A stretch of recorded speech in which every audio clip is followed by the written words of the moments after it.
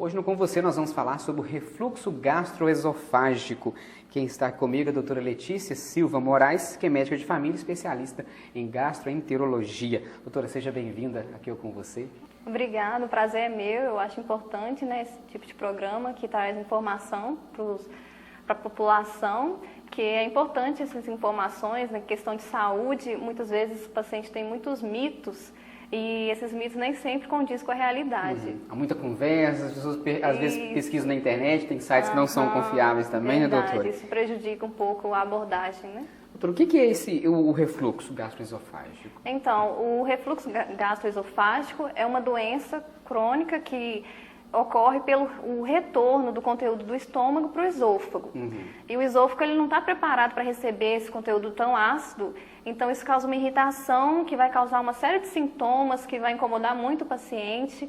O refluxo é uma doença que está cada vez mais frequente, até por questões mesmo de hábitos de vida, essa vida mais acelerada, então a pessoa às vezes não tem tempo de fazer uma alimentação adequada, come correndo, então tudo isso interfere na questão do refluxo e no aumento, né, da frequência dessa doença. Só falou desse alimento, ele estava no canal, como nos diz assim, popularmente, ia para o estômago, ele passa para o canal do pulmão, seria isso para a respiração?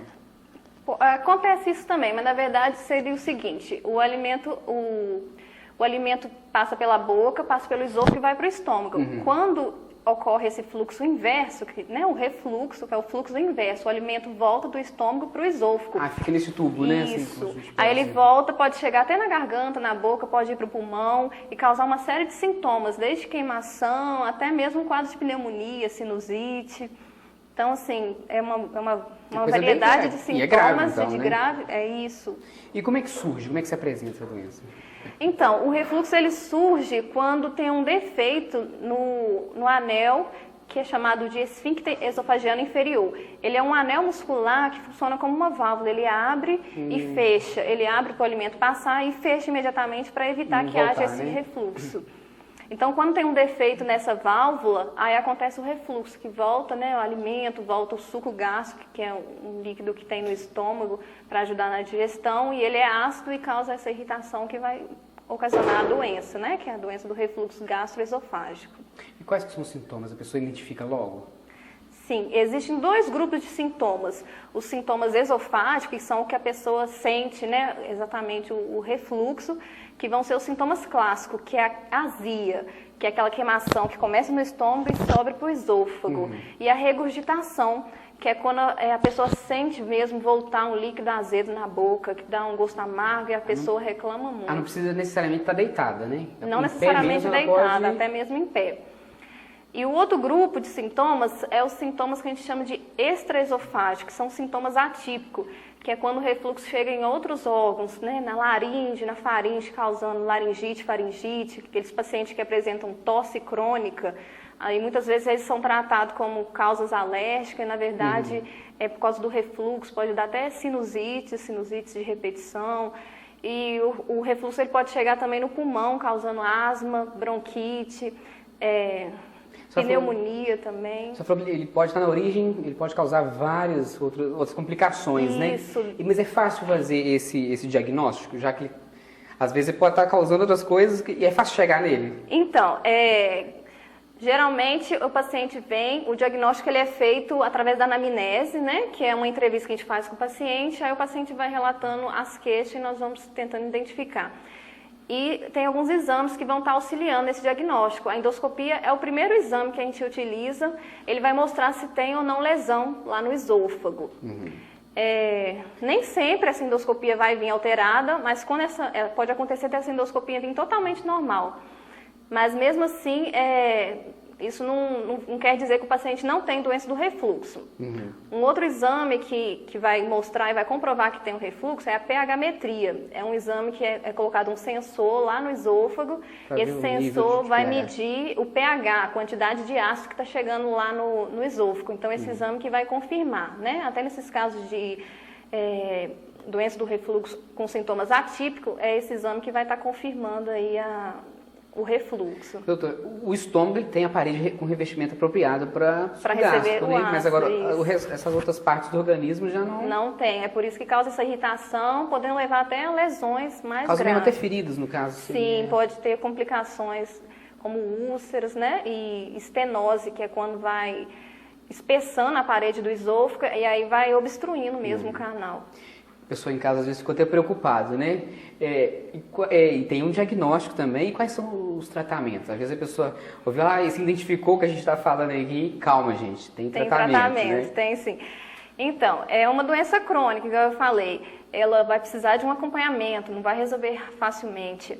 Então, vai precisar o paciente ter mudanças no estilo de vida e uso de medicamentos. Então, assim, existem 2 tipos básicos de tratamento, que vai ser o clínico, que é esse que eu falei, com mudança de estilo de vida, né, fazer dieta, evitar algumas coisas, como fumar, bebida alcoólica, e uso de medicamentos, que é o tratamento clínico. E tem o tratamento cirúrgico, que ele é reservado para casos mais graves. Então tem uma cirurgia que vai lá e corrige esse esfíncter que a senhora falou. Isso. Principalmente em casos que tem hérnia, né, que é quando o diafragma, que é um músculo que tem entre o tórax e o abdômen, ele às vezes, a abertura onde que passa o esôfago, ela fica alargada, então o estômago começa a passar por ali, subindo para o tórax. E aí, principalmente nesses casos, aumenta, né, os casos de refluxo, então, principalmente nesses casos, é indicado cirurgia. E para sofrer menos, o que a pessoa pode evitar de alimentação no dia a dia, assim, para ter, né, conseguir equilibrar? Existem alguns alimentos que eles predispõem a ter esse relaxamento lá no esfíncter, né, naquele anel lá que funciona como válvula. Então, esses alimentos eles devem ser evitados para pacientes que têm doença do refluxo. Esses alimentos seriam alimentos gordurosos, inclusive as pessoas quando comem uma comida mais pesada, né? Sente mesmo, Isso, que é aquela comida mais gordurosa, então a pessoa já sente mesmo. Então é bom evitar esses alimentos gordurosos, bebidas alcoólicas, café, a cafeína também tem esse efeito de relaxar lá o esfíncter e piorar o refluxo.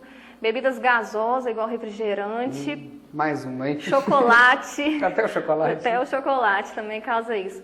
Também molhos de tomate e alimentos ácidos, né? Igual as frutas cítricas Os também pioram o refluxo. Também, né? E o que está liberado? Então, está liberado, a pessoa tem que ter uma alimentação mais equilibrada, né? Menos gordura, mais fibras, frutas, verduras, né? Isso aí é bom. Agora, assim, mais importante que o tipo de alimento são os hábitos alimentares, né, da pessoa. Tipo assim, não se deve comer em muita quantidade, porque quando a pessoa come muita quantidade, dilata o estômago, então isso predispõe a ter refluxo também. Forçando, né? Força o anel ali, isso. Principalmente à noite, né? Não se deve comer muito à noite, comer e deitar, né? Tem que ter um período aí de até 2 horas para depois estar deitando. Evitar ficar bebendo muito líquido junto com as refeições, isso piora também o refluxo. Evitar também ficar conversando muito durante a refeição, porque quando a pessoa está conversando, ela engole muito ar.